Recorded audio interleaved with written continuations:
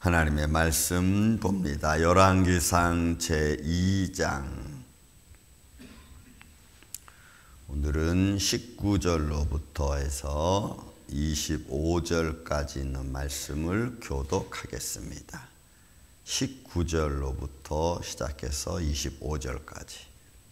밧세바가 이에 아도니아를 위하여 말하려고 솔로몬 왕에게 이르니 왕이 일어나 영접하여 절한 후에 다시 왕자에 앉고 그의 어머니를 위하여 자리를 베푸니 그가 그의 오른쪽에 앉는지라.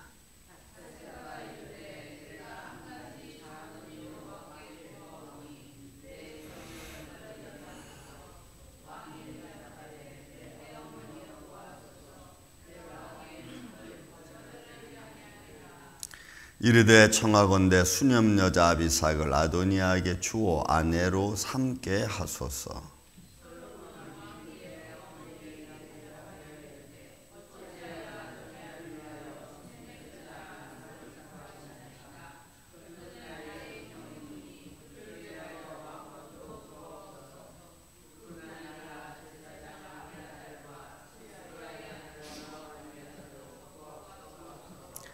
여호와를 두고 맹세하여 이르되 아도니아가 이런 말을 하였은즉 그의 생명을 잃지 아니하면 하나님은 내게 벌 위에 벌을 내리심이 마땅하니이다.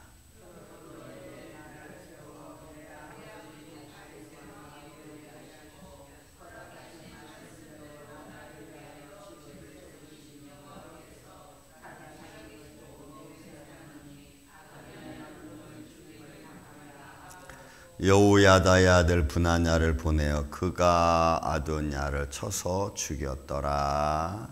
아멘. 여러분, 우리는 살아가면서 사람들과 수많은 대화들을 합니다.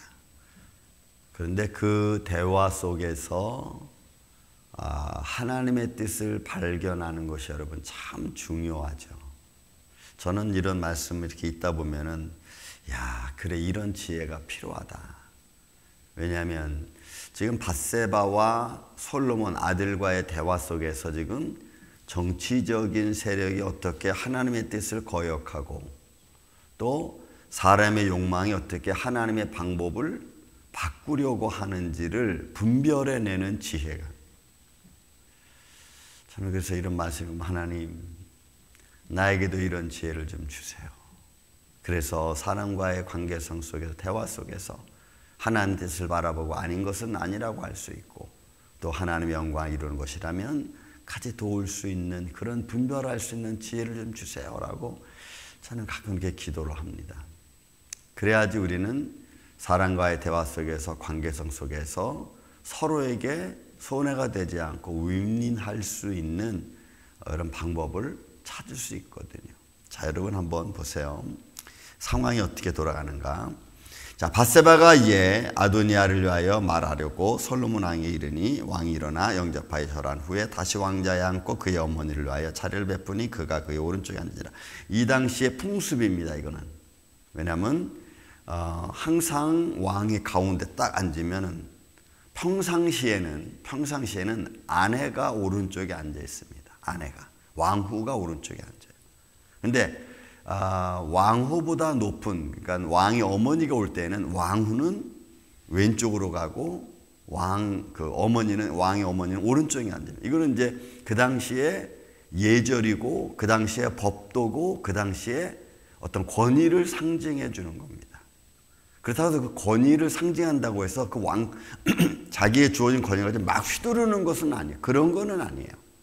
우리가 그냥 예절상 그 권위를 인정해 주는 겁니다. 만약 이게 바뀌어져 버리면은 그러면은 이제는 그 권위를 인정하지 않는 것이 됩니다.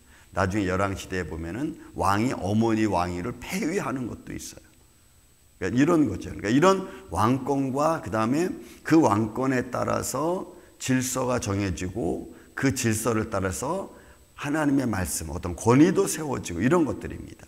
그러니까 여러분 이거는 우리의 인생의 삶 속에서 서로가 서로에게 친절히 대해주고 서로를 높여줄 수 있는 그런 문화적인 습관, 그런 어떤 신앙적인 습관도 굉장히 중요한 겁니다. 뭐 그걸 꼭 누리려고 막 이러는 건 아니더라도 서로에게 그렇게 대해주는 게 여러분 참 중요한 거예요. 우리는 이제 현대라고 하는 사회, 뭐 개인주의라고 하는 사회, 또 뭐 평등이라고 하는 사회 때문에 막 이런 어떤 질서가 다 무너져 내리고 서로가 서로를 대접해 주지 않는 행동들 때문에 또 문제가 일어날 수 있죠. 그런 것들을 잘 그 상황에 따라서 우리가 조절해 갈 수 있는 믿음의 지혜로움, 미덕, 이런 것들이 우리에게는 필요한 것을 볼 수가 있습니다.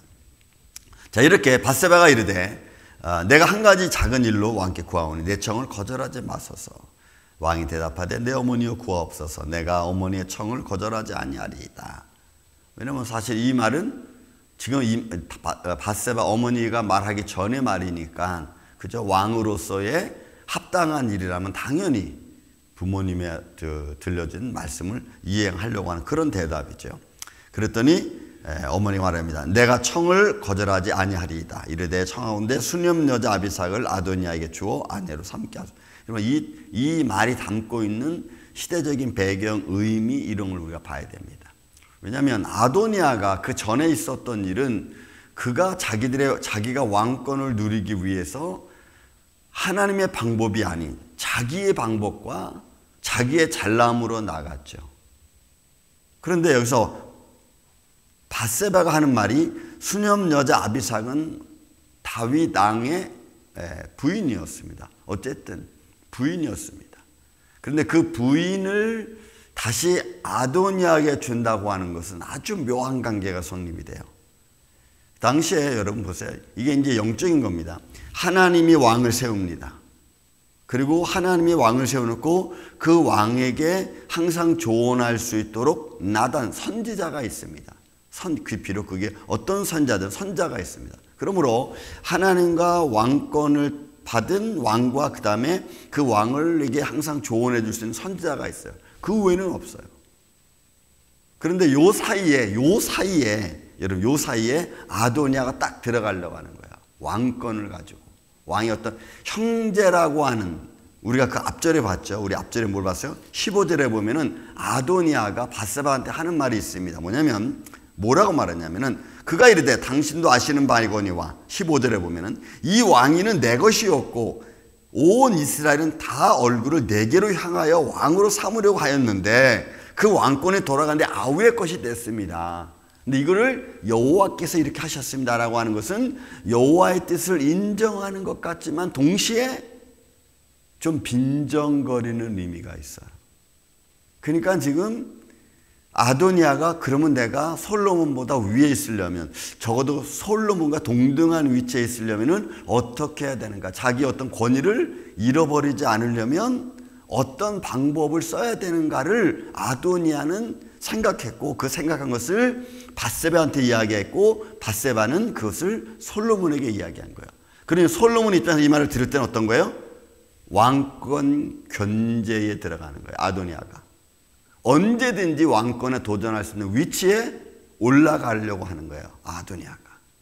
그러면 여기 무슨 일이 생기냐면 하나님이 정권을 통해서, 선대를 통해서, 전통을 통해서, 제사장을 통해서 왕권을 세워진 솔로몬에게 있어서는 굉장히 도전적인 게 되고, 하나님이 하신 일에 도전하는 것과 똑같은 거예요. 그래서 여러분, 우리가 사람의 삶의 질서도 있지만 믿음의 질서도 있습니다. 하나님이 주신 왕권, 영적 질서도 있어요. 이런 질서들을 우리가 서로 지켜주는 게 여러분 참 아름다운 거예요. 잘나서가 아니고 뭐 위대해서 커서가 아니고 그런 영적 질서를 여러분 서로에게 대해주고 그렇게 베풀어주는 여러분 참 좋은 거예요.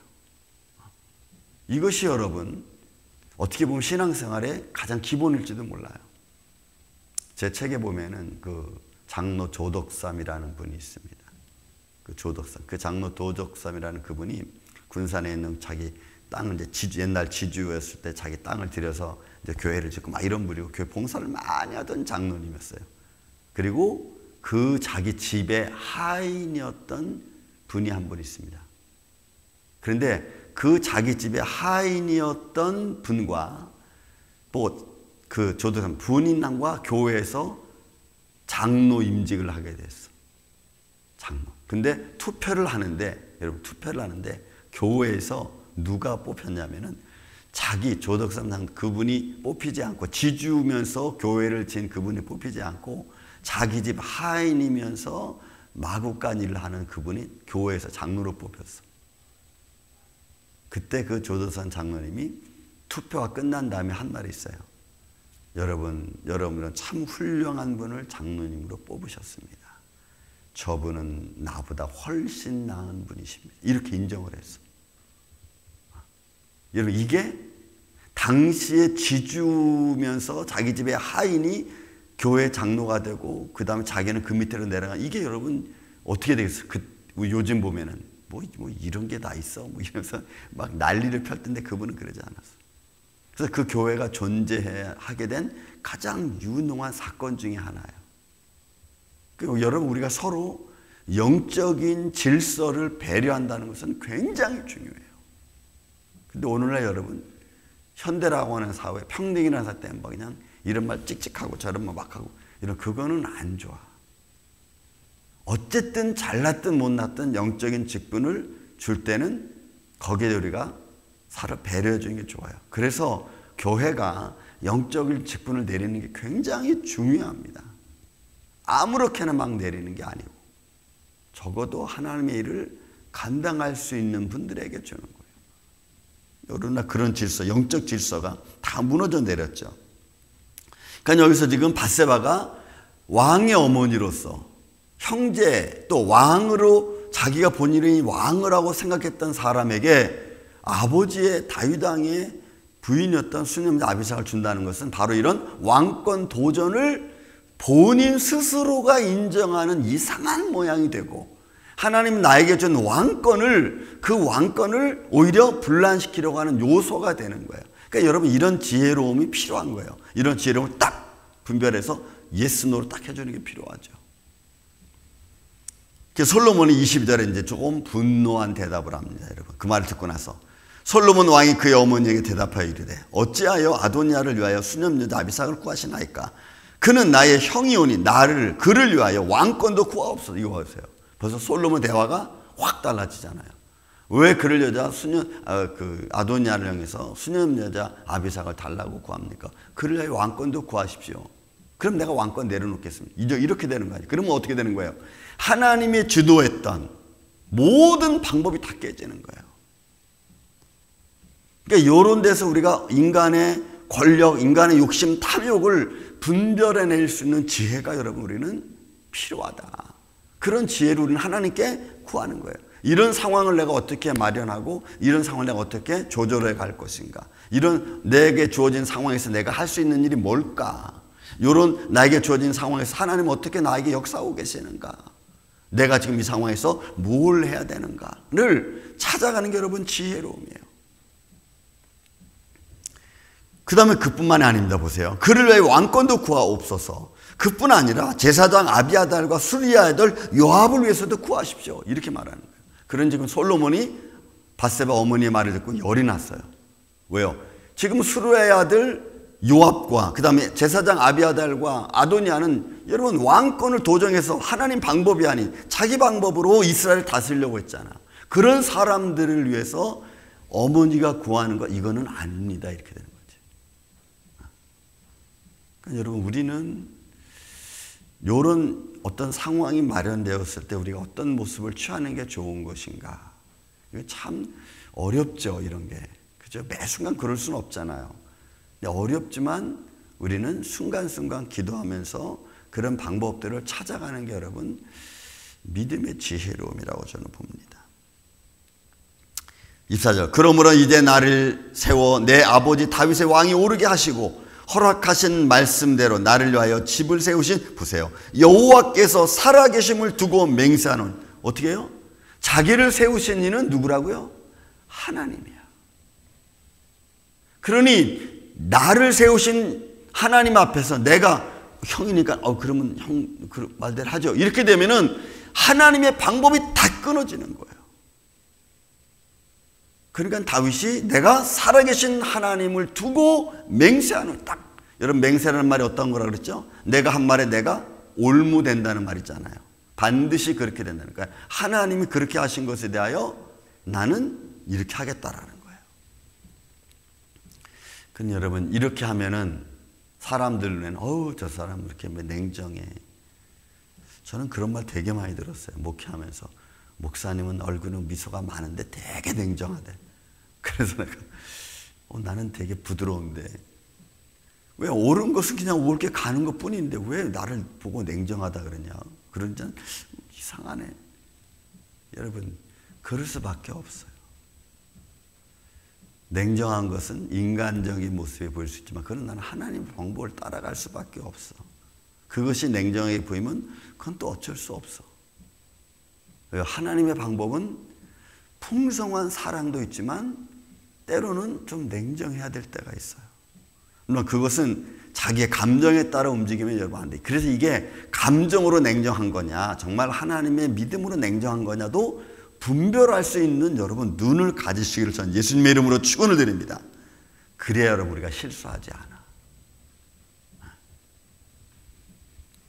나를 위하여 집을 세우신 여호와께 살아 계심을 두고 맹세하노니 아도니아는 오늘 죽임을 당하리라. 왜요? 계속 내버려 두면 이 건은 계속해서 반란의 요소가 나타나는 거예요.